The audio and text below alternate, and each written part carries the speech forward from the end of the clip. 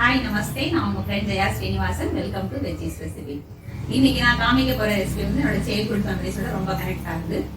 துக்கடா அப்படின்னு பேரு.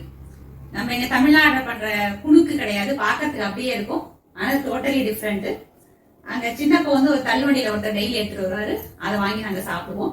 அந்த ஞாபகத்தோடய இப்ப நான் உங்களுக்கு செஞ்சு காமிக்க போறேன். வந்து மேல நல்லா மொறு மொறுன்னு இருக்கும், உள்ள வந்து சாஃப்டா இருக்கும். ரெண்டு விதமா செஞ்சு காமிச்சிருக்கேன். ஃபுல் வீடியோ கம்ப்ளீட்டா பாருங்க, அப்போ உங்களுக்கு தெரியும் எப்படி பண்ணலாம், எந்த மாதிரி நம்ம பண்ணிக்கலாம் அப்படிங்கிறது தெரியும். இது வந்து சாப்பாட்டுக்கும் தொட்டு சாப்பிடறதுக்கும் நல்லா இருக்கும். சும்மா டீ டைம் ஸ்நாக்காவும் சாப்பிடலாம். திடீர்னு யாராவது கெஸ்ட் வராங்க அப்படின்னா அவங்களுக்கு ஏதாவது ஸ்நாக் நம்ம கொடுக்கணும்னாலும் நம்ம கொடுக்கலாம். லஞ்ச் பாக்ஸ்க்கு நம்ம எடுத்துட்டு போகலாம். சூடா சாப்பிட்டாலும் நல்லா இருக்கும், ஆறி சாப்பிட்டாலும் நல்லா இருக்கும். வாங்க எப்படி பண்றதுன்னு பார்க்கலாம். ஸ்ட்ரீட் ஃபுட்டு துக்குடா பண்ணுறதுக்கு 1 கப்பு துவரம் பருப்பு, 1 டேபிள் ஸ்பூன் கடலைப்பருப்பு, 1 டீஸ்பூன் உளுத்தம் பருப்பு நல்லா வாஷ் பண்ணிவிட்டு ஒரு 10 மிளகாயும் அதில் ஆட் பண்ணி நல்லா 3 to 4 hours ஊற வச்சுக்கணும். நல்லா ஊறினதுக்கப்புறம் கம்ப்ளீட்டாக தண்ணியை ஃபில்டர் பண்ணிடணும். இந்த ஃபில்டரில் வந்து ஒரு 5 நிமிஷம் அப்படியே விட்டுருங்க, ஃபுல்லாக தண்ணி வடிஞ்சிடட்டும். தண்ணி கொஞ்சம் கூட ஆட் பண்ணாமல் உப்பு, சின்ன பீஸ் இஞ்சி ஆட் பண்ணி இந்த மாதிரி குறைன்னு அரைச்சி ஒரு பவுலுக்கு ட்ரான்ஸ்ஃபர் பண்ணிக்கோங்க. கொஞ்சம் கருவேப்பிலை ரஃப்பாக பிச்சு ஆட் பண்ணிடுங்க. கொஞ்சம் கொத்தமல்லியை நல்லா ஃபைனாக சாப் பண்ணி அதுவும் ஆட் பண்ணிவிடுங்க. ஒரு கடாயில் எண்ணெயை சூடாகிறதுக்கு வச்சுட்டு இந்த கொத்தமல்லியும் மாவையும் நல்லா கையால் பிசைஞ்சுக்கோங்க. அப்போ நம்ம இந்த துக்குடா சாப்பிடும்போது நல்லா வாசனையாக இருக்கும். எண்ணெய் சூடானதும் ஃப்ளேமை வந்து லோவில் வச்சுட்டு மாவை இப்படி கையில் எடுத்து சின்ன சின்னதாக கிள்ளி போடுங்க. பெருசாக போட்டுறாதீங்க, ஏன்னா உள்ளே வந்து வேகாமல் போயிடும். சின்னதாக இருந்ததுன்னா உள்ளே சாஃப்டாக வெந்திருக்கும், மேலேயும் நல்லா முறுமுறுன்னு இருக்கும். இது டீ டைம் ஸ்நாக்காகவும் நல்லாயிருக்கும், மத்தியானம் சாப்பாட்டுக்கு தொட்டுக்கிறதுக்கும் நல்லாயிருக்கும். ஈவன் லஞ்ச் பாக்ஸில் ஏதாவது ரைஸோட நம்ம தொட்டுக்க எடுத்துகிட்டு போகிறதுக்கும் ரொம்ப சூப்பராக இருக்கும்.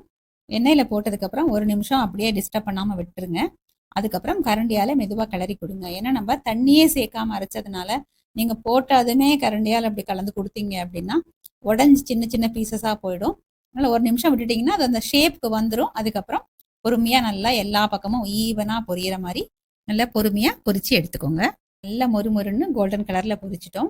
இப்போ இந்த கரண்டியில் எடுத்துக்கலாம். எண்ணெய் ஃபுல்லாக நல்லா ஃபில்டர் ஆகட்டும். அதுக்கப்புறம் சர்வ் பண்ணிடலாம். சூடாக சாப்பிட்டாலும் நல்லாயிருக்கும், ஆறி சாப்பிட்டாலும் நல்லாயிருக்கும். நெக்ஸ்ட்டு செட்டு போடுறதுக்கு ஃபஸ்ட்டு எண்ணெயை சூடு பண்ணிக்கணும். நல்லா சூடு ஆனதுக்கப்புறம் திரும்பவும் சிம்மில் வச்சுட்டு அடுத்த செட்டு நம்ம இதே மாதிரி கிள்ளி போட்டு எடுத்துக்கணும். எப்படி மொறுன்னு பொரிச்சிருக்கோம் பாருங்கள், சவுண்டு கேட்குதுங்களா? பாருங்கள் எவ்வளோ நல்லா கோல்டன் கலரில் இருக்குது. அடுத்த செட்டு பண்ணுறதுக்கு எண்ணெய் சூடாயாச்சு. இப்போ வந்து நம்ம வடை மாதிரி பண்ணி பார்க்கலாம். பிகினர்ஸ்க்காக நான் இதை காமிக்கிறேன். ஒரு உருண்டை எடுத்துக்கிட்டு கையில் உள்ளங்கையில் வச்சு ப்ரெஸ் பண்ணுங்கள். இந்த மாதிரி ரவுண்டாக பொறுமையாக எண்ணெயில் ஓரமாக அப்படி ட்ராப் பண்ணுங்கள். இன்னொன்று காமிக்கிறேன் பாருங்கள். இந்த மாதிரி ப்ரெஸ் பண்ணுங்கள். ஓரங்கள் விரிஞ்சிருந்தால் அப்படி சரி பண்ணிக்கோங்க.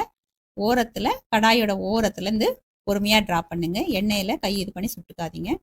இந்த மாதிரி பொறுமையாக போட்டிங்கன்னா எண்ணெய் மேலே உங்களுக்கு தெறிக்காமையும் இருக்கும். ஒரு நிமிஷத்துக்கு அப்படியே இதை டிஸ்டர்ப் பண்ணாமல் விட்டுட்டு அதுக்கப்புறம் பொறுமையாக கரண்டியால் திருப்பி போடுங்க.